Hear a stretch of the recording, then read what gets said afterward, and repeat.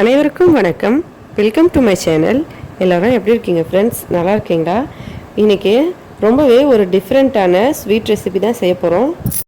எங்களோட இந்த சேனல் உங்களுக்கு பிடிச்சிருந்தா மறக்காமல் சப்ஸ்கிரைப் பண்ணிக்கோங்க. அதோட பக்கத்தில் இருக்க பெல் பட்டனை ப்ரெஸ் பண்ணிக்கோங்க. ஆல் அப்படின்னு செலக்ட் பண்ணிக்கோங்க. இதனால் நாங்கள் எப்போ வீடியோஸ் அப்லோட் பண்ணாலும் உடனே உங்களுக்கு ஒரு நோட்டிஃபிகேஷன் வந்துடும். எங்களோட எல்லா வீடியோஸும் நீங்கள் மிஸ் பண்ணாமல் பார்க்கலாம்.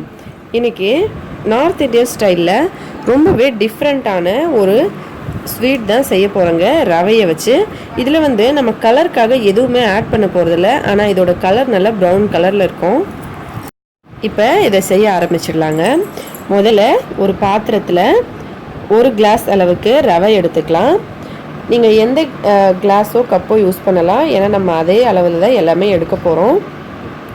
1 கிளாஸ் அளவுக்கு ரவைக்கு 2 கிளாஸ் அளவு தண்ணியை ரவையில் சேர்த்துக்கலாம்.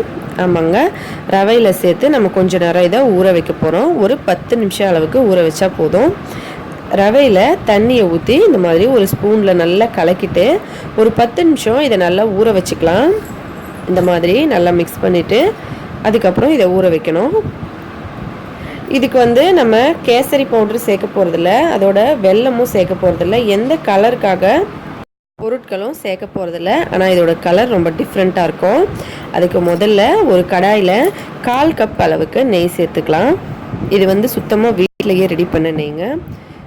அதில் 1/2 கிளாஸ் அளவுக்கு சர்க்கரை ஸ்வீட்னஸ்க்கு ஏற்ற மாதிரி நீங்கள் சேர்த்துக்கலாம். 1 கப் ரவைக்கு நம்ம 1/2 கப் அளவுக்கு சர்க்கரை எடுத்தால் கரெக்டான ஸ்வீட்னஸ் இருக்கும். உங்களுக்கு கொஞ்சம் கம்மியாக வேணும்னா 1 கிளாஸ், இல்லை அதிகமாக வேணும்னா 2 கிளாஸ் சேர்த்துக்கோங்க. இப்போ இதை நல்லா மிக்ஸ் பண்ணிக்கலாங்க. மிக்ஸ் பண்ணி இதோட கலர் சேஞ்ச் ஆகிற வரைக்கும் வைக்கலாம். அடுப்பில் வச்சு மீடியமான ஃப்ளேம்லேயே இதை நம்ம நல்லா சூடு பண்ணலாங்க. இதோட கலர் நல்லா சேஞ்ச் ஆகுது பாருங்கள். ஃபுல்லாகவே இந்த கலர் நல்லா ப்ரௌன் கலர் ஆகிடுச்சு. சர்க்கரையும் நல்லா கரைஞ்சிருச்சு. இந்த ஸ்டேஜில் நீங்கள் ட்ரை ஃப்ரூட்ஸ் உங்கள் விருப்பப்படி நீங்கள் சேர்த்துக்கலாம். நான் ஒரு 1/2 கப் அளவுக்கு நிறைய ட்ரை ஃப்ரூட்ஸ் சேர்க்குறேன். நீங்கள் விருப்பப்படி கொஞ்சமாகவும் சேர்த்துக்கலாம், இல்லை நிறையாவும் சேர்த்துக்கலாம். உங்களுக்கு பிடிச்ச மாதிரி ட்ரை ஃப்ரூட்ஸை நீங்கள் ஆட் பண்ணிக்கலாம். நான் இங்கே பாதாம் அதுக்கப்புறம் முந்திரி இது ரெண்டுத்தையும் சின்ன சின்னதாக கட் பண்ணி சேர்த்துருக்கேங்க. இப்போ இதை நல்லா மிக்ஸ் பண்ணிக்கலாம். ட்ரை ஃப்ரூட்ஸும் இந்த நெய்யில் நல்லா கொஞ்சம் ரோஸ்ட் ஆகிக்கட்டும். இப்போ இது நல்லா ரோஸ்ட் ஆகிடுச்சு. இந்த ஸ்டேஜில் நம்ம ஏற்கனவே ரவையை தண்ணியில் ஊற வச்சுருந்தோம் இல்லைங்களா, அதை இதோட சேர்த்துக்கலாம். இதோட சேர்த்துக்கிட்டே அப்படியே மெதுவாக கலக்கணுங்க. இதை கொஞ்சமாக சேர்த்துட்டு கலக்கலாம். இந்த மாதிரி மீடியமான ஃப்ளேமில் வச்சுட்டு நீங்கள் கொஞ்சம் கொஞ்சமாக சேர்த்து அப்படியே கலக்கணும். இல்லைனா ஒரு கையில் சேர்த்துக்கிட்டே ஒரு கையில் அப்படியே கிண்டணும்.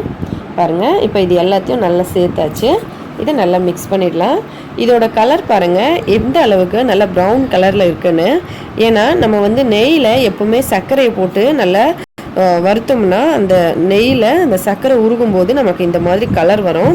நார்த் சைட்லலாம் பார்த்தீங்கன்னா பாயாசம், அதாவது ரைஸ் கீர், அந்த மாதிரி நிறைய டிஃப்ரெண்ட்டான கீர் ஐட்டம்ஸ்லாம் செய்யும்போது இந்த மாதிரி தான் செய்வாங்க. அது ரொம்ப டிஃப்ரெண்ட்டான டேஸ்ட்டில் இருக்கும்.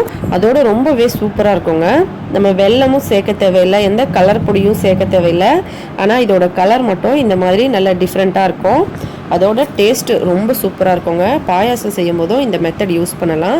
ஆல்ரெடி நாங்கள் இந்த ரைஸ் கீர் ஒன்று அப்லோட் பண்ணியிருந்தோம். அதில் இந்த மாதிரி மெத்தட் தான் ஃபஸ்ட்டு இந்த நெய்யில் சர்க்கரையை போட்டு வறுத்து செஞ்சுருக்கோம். டிஃப்ரெண்ட்டான கலரில் ரொம்ப சூப்பராக இருக்குங்க அந்த பாயாசம் குடிக்கிறதுக்கு. இப்போ பாருங்கள், இதை நல்லா இந்த மாதிரி மிக்ஸ் பண்ணிவிட்டு ஒரு 2 நிமிஷம் வரைக்கும் இதை நம்ம அப்படியே கொஞ்ச நேரம் இந்த நெய்யோட இந்த எல்லாமே ஒன்றா சேர்ந்து வர மாதிரி நம்ம வச்சு மிக்ஸ் பண்ணிக்கலாம்.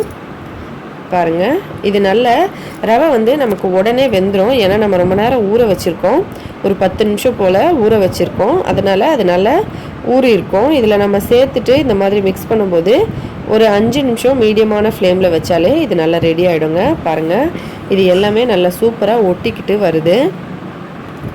டிஃப்ரெண்ட்டான டேஸ்ட்டில் ஒரு சூப்பரான ஸ்நாக்ஸ் நமக்கு ரெடி ஆகிடுச்சு. இது ஒரு நிறைய விதவிதமாக செய்யலாம் இந்த மாதிரி மெத்தடை வச்சு கலரில்.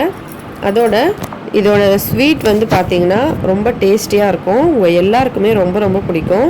இந்த மாதிரி நம்ம கைவிடாமல் கிளறிக்கிட்டே இருக்கணும், இல்லைன்னா நமக்கு அந்த கட்டி ஆகிறதுக்கு சான்சஸ் இருக்குது. இது நார்த் சைடில் கராகன்னு சொல்லுவாங்க. ரொம்பவே டிஃப்ரெண்ட்டான டேஸ்ட்டாக இருக்கும். கண்டிப்பாக ட்ரை பண்ணுங்கள். இது சூப்பராக ரெடி ஆகிடுச்சு. எல்லாம் ஒன்றா சேர்ந்து வந்துடுச்சு. இப்போ அடுப்பு ஆஃப் பண்ணிடலாம். கொஞ்சமாக ஏலக்காய் தூள் சேர்த்து இதை இறக்கிடலாம். இப்போ ஒரு கிண்ணத்துக்கு எல்லாத்தையும் மாற்றிடலாம். பாருங்கள் எவ்வளோ சூப்பராக இருக்குது பார்க்குறதுக்கு. இதோட வாசனை அவ்வளோ நல்லா இருக்குங்க. உங்களுக்கு ரொம்ப பிடிக்கும் இதோட டேஸ்ட்டு. அவ்வளோதாங்க, சூப்பராக நார்த் இந்தியன் ஸ்டைலில் கராக ஸ்வீட் ரெடி ஆயிடுச்சு. உங்களுக்கு நிறைய நார்த் இந்தியன் டிஷ்ஷஸ்லாம் தெரிஞ்சுக்கணுன்னா கமெண்ட் பண்ணுங்கள், கண்டிப்பாக அப்லோட் பண்ணுறோம்.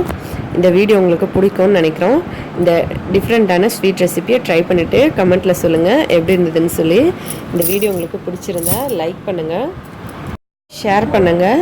மறக்காமல் எங்களோட சேனலை உங்களுக்கு பிடிச்சிருந்தா சப்ஸ்கிரைப் பண்ணிக்கோங்க. மேலும் இதே போல் இன்னும் பல வீடியோஸ் பார்க்குறதுக்கு நன்றி, வணக்கம்.